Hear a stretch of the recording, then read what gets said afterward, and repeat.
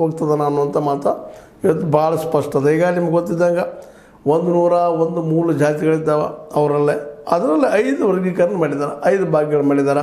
ಮಾಡಿ ಅದರಲ್ಲಿ 17 ಇರುತ್ತಿರುವಂಥ 17%. ಈ ನಮ್ಮ ಎಸ್ ಟಿ ಸಮುದಾಯಕ್ಕೆ ಇರುತ್ತಿರುವಂಥ 17%. ಎಗೆ ಈ ಪ್ರವರ್ಗ ಏಕ ಅದರ ಪ್ರಯೋಗ ಮಾಡಿಕೊಂಡು ಪ್ರವರ್ಗ ಎಗೆ 1% ಇಟ್ಟಿದ್ದಾರೆ. ಅದರಲ್ಲಿ 59 ಜಾತಿಗಳಿದ್ದಾವೆ. 59 ಜಾತಿಗಳು ಕಡಿಮೆ ಇದ್ದಾರೆ ಜಾತಿ ಸಂಖ್ಯೆ.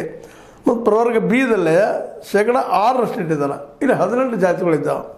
18 ಜಾತಿಗಳಿದ್ದಾವೆ. ಅದರ ಜನಸಂಖ್ಯೆ ಸಾಕಷ್ಟು ಅದ ಅದರದ್ದು.